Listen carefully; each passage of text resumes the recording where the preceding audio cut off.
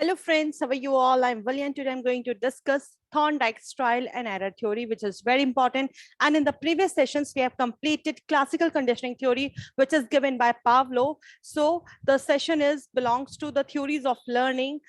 So today I'm going to start the trial and error theory, which is given by Thorndike's. So the Thorndike was an American psychologist. जो हमारे Thorndike थे वो एक American psychologist थे जिनको हम father of educational psychology भी कहते हैं. Connections, the learning theory of Thorndike represents the original SR framework of behaviorism. What do you mean by SR? SR means stimulus response framework of behaviorism. जो अक्सर इनकी theory को connectionism भी बोला जाता है, थॉर्नडाइक की थ्योरी को, क्योंकि ये हमें क्या रिप्रेजेंट करती है. जो थॉर्नडाइक ने एक्सपेरिमेंट किया था ट्रायल एंड एरर थ्योरी, ये कहीं ना कहीं स्टिमुलस एंड रिस्पॉन्स का फ्रेमवर्क भी है कि इनका जो एक्सपेरिमेंट था वो एक कैट के ऊपर था. कैट को किस तरह से स्टिमुलस दिया गया और कैट ने उस सिचुएशन में किस तरह से रिस्पॉन्स किया, किस तरह से उसने अपने बिहेवियर रिस्पॉन्स किया, फिर बाद में वो कंडीशनिंग हो गई थी उसकी. तो इसलिए इनकी थ्योरी को कनेक्शनिज्म भी कहा जाता है. कनेक्शंस जुड़ते हैं स्टिमुलस के रिस्पॉन्स के इनकी थ्योरी में, इसलिए इनकी थ्योरी को ट्रायल एंड एरर थ्योरी भी कहा जाता है कि कंटिन्यूस प्रैक्टिस करने के बाद कैट को पता चल गया था कि फूड कहाँ है और कैसे उसको ग्रेस्प करना है. So the learning is the result of associations between the stimulus and response. इसलिए इनकी थ्योरी को ये बात कही गई थी कि जो लर्निंग है वो किस चीज का रिजल्ट होता है, किस चीज के एसोसिएशन का रिजल्ट होता है, कि किस तरह से उसको स्टिमुलस गिवन है और कैसे उस स्टिमुलस को लेने के बाद वो किस तरह से रिस्पॉन्ड करती है. तो इन दोनों की जो एसोसिएशंस हैं उन एसोसिएशंस को मिला के ट्रायल एंड एरर की थ्योरी बनती है हमारी थॉर्नडाइक्स की. तो ये एक्सपेरिमेंट आप देख सकते हैं, यहाँ पे एक केज है, केज के अंदर कैट है, कैट के बाहर जो था इन्होंने फिश को लगाया हुआ था, उसको फूड दिया हुआ था ताकि, और कैट को इसके अंदर बंद कर दिया था जब, और भूखी कैट थी ये, बिल्कुल हंग्री कैट. और जब उसे पता नहीं था बाहर कैसे आना है, वो आसपास जितनी भी चीज रखी थी उनको प्रेस करती थी. वहां पर एक छोटा सा लीवर था जिसको प्रेस करने से डोर ओपन होता था, तो उससे बाय मिस्टेकन लीवर पे प्रेस हो गया, डोर ओपन हो गया, उसने फूड खा लिया, फिर वापस कैट को अंदर छोड़ दिया गया. तो इसी तरह से क्या हुआ, उसे बार बार समझ में आ गया कि लीवर को प्रेस करने से डोर ओपन होगा और वो इजीली अपने फूड को ले सकती है, खा सकती है. तो इससे क्या हुआ, बाद में उसकी कंडीशनिंग हो गई. तो यही है हमारे ट्रायल एंड एरर की थ्योरी के अंदर. The cat is placed in the box. Food is placed outside where the cat can see it, as we can discuss it.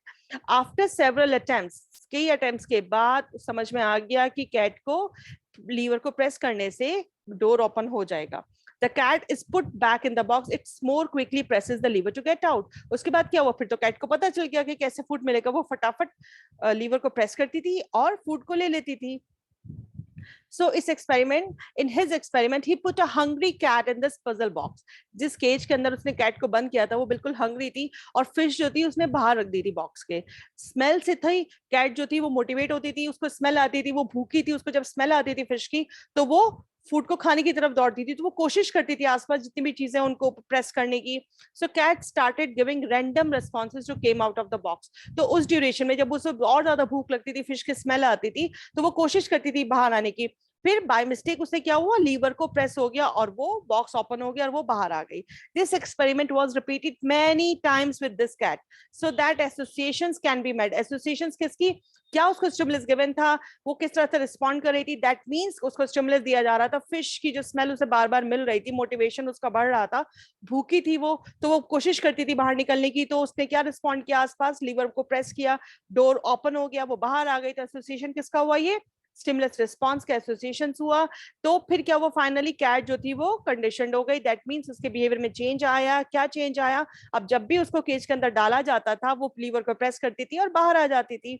So finally the cat was able to push the lever in less amount of time and used to come out fast. जब उसने आराम से सब चीजें करनी सीख ली, that means कि cat जो थी वो कंडीशनड हो गई. So, अब हम क्या पढ़ेंगे, laws of learning, which is very very important for the CTET and the NET, both of the aspirants. Laws of learning की क्वेश्चंस हमेशा आते हैं, आपको पता होना चाहिए कौन से प्राइमरी लॉज है लर्निंग के, कौन से सेकेंडरी लॉज है लर्निंग के. थॉर्नडाइक्स के इन्होंने 2 डिफरेंट कैटेगरीज की बात की थी लॉज ऑफ लर्निंग के, which is primary laws of learning and the secondary laws of learning. In the primary laws of learning, we have to learn 3 types of learning, which is law of effect, law of readiness, and law of exercise. And the secondary laws of learning, law of primacy, recency, intensity of stimulus, multiple response, a set of attitude, response by analogy, and the law of associative shifting, and the law of partial activity. इन सबको हम आगे detail में पढ़ेंगे। तो first आता है हमारा primary laws of learning, in which we have learn 3 types of laws. Law of readiness. Law of readiness का मतलब क्या होता है? बच्चा जब रेडी है लर्न करने के लिए, बच्चा मेंटली अगर प्रिपेयर है लर्न करने के लिए, तो उसके लिए बहुत आसान हो जाएगा learning. Previous knowledge maturity makes the child ready to learn, which makes learning process easier.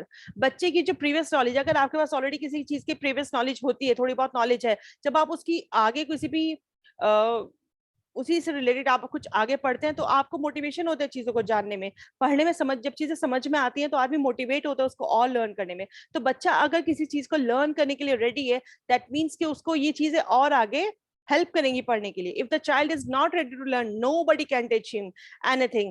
So as teachers we need to provide a stimulating environment for the learning. So as a teacher you have to be responsible that कि आप अपनी class में कैसे environment बनाएं कि बच्चे learn करने के लिए मोटिवेट हो, आप उनको स्टिमुलेट करें। अब आता है हमारा next effect which is law of effect. If the learning process has pleasant effect on the learner, then the learner continues the learning process in the future. That means कि अगर आपका जो लर्निंग प्रोसेस है as a teacher, जो आप class में process बच्चों को करा रहे हैं, उसका इफेक्ट बच्चे के ऊपर बहुत अच्छा आ रहा है, वो तो बहुत ही प्लेजेंट इफेक्ट आ रहा है उसके लर्नर के ऊपर, तो वो आगे लर्निंग के लिए कंटिन्यू करेगा चीजें, वो उस चीज में और अच्छे से इन्वॉल्व होगा। दैट मीन्स कि जो इफेक्ट है बच्चे के ऊपर लर्निंग का, अगर बच्चा चीजों को अच्छे से समझ पा रहा है, बच्चे चीजें बच्चे के लिए अंडरस्टैंडेबल हैं and he motivates the learning, और उसके ऊपर बहुत अच्छा, उसको बहुत अच्छा फील हो रहा है कि मुझे ये चीज लर्न हो गई, मैं सब चीजें बहुत अच्छे से कवर अप कर पा रहा हूँ, तो आगे वो और बढ़ेगा पढ़ाई की तरफ। अगर उसका इफेक्ट अच्छा नहीं आया तो बच्चा लर्निंग के लिए मोटिवेट नहीं होगा, वो आगे लर्न करने की कोशिश नहीं करेगा। And the third law is law of exercise which is law of practice भी हम इसको कह सकते हैं। If learning process has a lot of practice, अगर आप किसी भी चीज की अच्छे से प्रैक्टिस करेंगे तो आपकी उस चीज में कंडीशनिंग हो जाएगी। फॉर एग्जाम्पल जो अभी हमने पढ़ा है कि जैसे कि कैट थी, कैट जब बार बार लीवर को प्रेस कर रही थी और लीवर को प्रेस करने के बाद उसको फूड मिल रहा था, सो कैट ने लीवर को प्रेस किया, प्रेस करके क्या हुआ, उसको फूड मिला, सो वो मोटिवेट हो गई। फिर जब भी उसको केज में डालते थे वो लीवर को प्रेस करती थी, फूड खा लेती थी। तो इसी तरह से प्रैक्टिस करने से कैट कंडीशनड हो गई। Same thing in our life, अगर आप किसी भी चीज की अच्छे से प्रैक्टिस करेंगे अपनी डेली लाइफ में तो आपकी जो लर्निंग होगी वो और अच्छी हो जाएगी, प्रोमिनेंट हो जाएगी। इसके अंदर हम 2 लॉ पढ़ते हैं which is law of use and the law of disuse. देखिए कोई भी, जैसे अगर आपने एमबीबीएस किया है या समथिंग आपने एमटेक किया है, कोई भी ऐसी डिग्री आपके पास है, उसके बाद आपको जॉब मिल जाती है, तो जॉब क्या होगी, आपकी स्किल को और ज्यादा इनहेंस कर देगी, आपकी कॉम्पिटेंसी, आपकी स्किल, आपका एक्सपीरियंस बढ़ेगा वक्त के साथ साथ।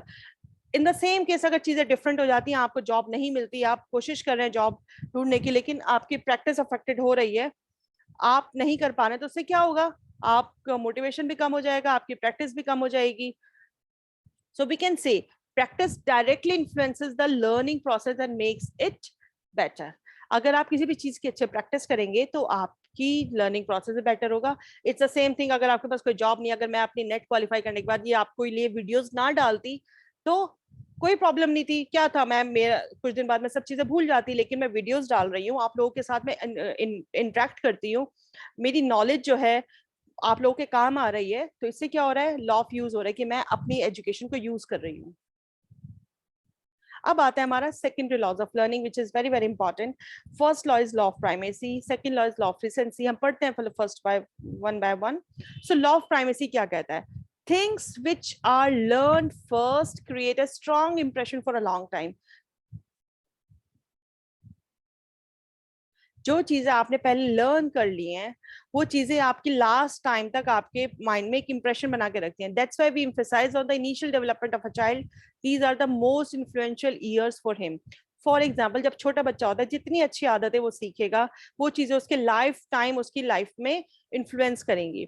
तो इसलिए कहते हैं कि बहुत अर्ली टाइम में बच्चे को माँ बाप की बहुत जरूरत होती है, आपको बहुत अच्छा फोकस करना चाहिए इनिशियल लेवल पे चाइल्ड के।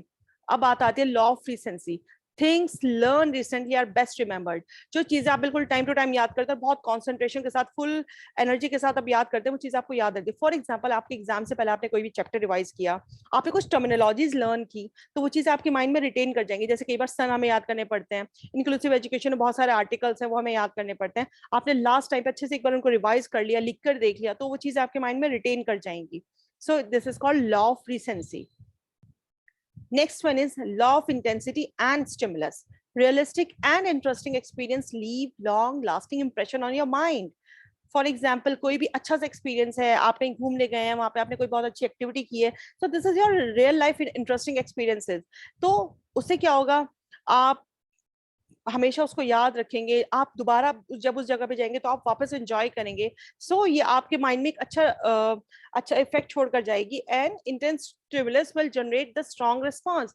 जैसा आपको स्टिमुलस मिल रहा है, फिर आप वैसा रिस्पॉन्ड करेंगे। दैट मीन्स जब आप नेक्स्ट टाइम वापस उसी जगह पे जाएंगे तो आप वापस फुल एंजॉय करेंगे और अच्छा एंजॉय करेंगे। अब आता है हमारा law of multiple response.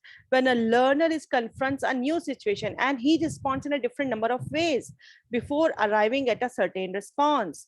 That means जब लर्नर के सामने कोई भी सिचुएशन आती है, किसी भी सिचुएशन को वो फेस कर रहा है, तो वो डिफरेंट डिफरेंट तरीके से उस सिचुएशन में खुद को रिस्पॉन्ड कर रहा है जब तक कि वो एक सर्टेन सिचुएशन तक नहीं पहुंच जाता। दैट मीन्स हम कैट का ही एग्जाम्पल ले, उसने बार बार रिपीटिशन करती रही, वो फिर क्या हुआ, जब उसने बहुत बार प्रैक्टिस कर लिया, रिपीट कर लिया, फिर उसे समझ में आ गया। फिर उसमें क्या होता था, फिर आपने सीधा उसको केज में डाला, उसने लीवर प्रेस किया, फूड लिया, वापस आ गई। तो ये चीज कही गई है मल्टीपल रेस्पॉन्स में। अब आता है हमारा law of attitude. Learning is guided by the attitude of a learner. देखो, किसी भी चीज को लर्न करने के लिए आपका एटीट्यूड पॉजिटिव होना चाहिए, आपका रेडी टू लर्न होना बहुत इंपॉर्टेंट है। आप किस एटीट्यूड से किसी भी चीज को सीखना चाह रहे हैं, सो आपका एटीट्यूड जो होना चाहिए वो पॉजिटिव होना चाहिए। अब आता है हमारा लॉ ऑफ एनालॉजी। एनालॉजी का मतलब होता है चीजों को इंटरलिंक करके सीखना।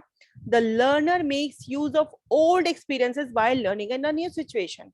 आपके पास ऑलरेडी किसी चीज का एक्सपीरियंस है, फिर आप जब नई सिचुएशन में आए तो आपको वो एक्सपीरियंस आपके काम आया। फॉर एग्जाम्पल, हमें टीचिंग की आदत थी, मैं पहले फिजिकली भी पढ़ाती थी जाके कोचिंग में। अब क्या हुआ, मेरे लिए डिवाइस से पढ़ाना कोई मुश्किल चीज नहीं थी, क्योंकि मुझे टीचिंग की आदत थी, मुझे टीचिंग सीखने की जरूरत नहीं पड़ी।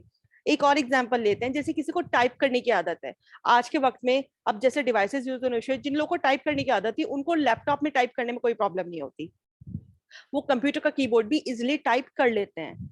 And the next one is law of associative shifting. How can we say that associate, किस चीज का एसोसिएट हमारी थ्योरी में हो रहा है, स्टिमुलस एंड रिस्पॉन्स का association. A learned behavior can be shifted from one stimulus to another. आपने जब एक बार किसी चीज को लर्न कर लिया, वो चीज आपका किसी और चीज में भी काम आ सकता है। आपने साइकिल चलानी अच्छे से सीख ली, तो आप स्कूटी अच्छे से चलाएंगे रोड पे, आपको वहां प्रॉब्लम नहीं होगी। तो आपकी एक लर्निंग चीज आपकी किसी दूसरी चीज में भी आपको काम जरूर आती है। Law of partial activity. First, learner collects small units of a task and then makes a whole concept from it. First of all, आप पहले थोड़ा थोड़ा थोड़ा थोड़ा करके सब चीजें समझ रहे हैं। देखिए, अब मैं छोटी छोटी वीडियोस डालती हूँ कुछ प्रीवियस क्वेश्चंस की, किसी टॉपिक्स के रिलेटेड। तो क्या होता है, छोटी छोटी टास्क में मैं चीजें डालती हूँ, फिर जब मैं उसका कंप्लीट चैप्टर आपके लिए डालूंगी तो आपके लिए उस चीज को समझना कितना आसान हो जाएगा, क्योंकि आपके पास छोटी छोटी चीजों की नॉलेज ऑलरेडी है। So this is the law of partial activity. So thank you for your attention friends, stay blessed, enjoy learning, and I wish कि lesson आप लोगों के लिए काफी helpful हो। और प्लीज अगर वीडियो पसंद आए तो लाइक शेयर एंड सब्सक्राइब जरूर करिएगा। See you soon with the next video.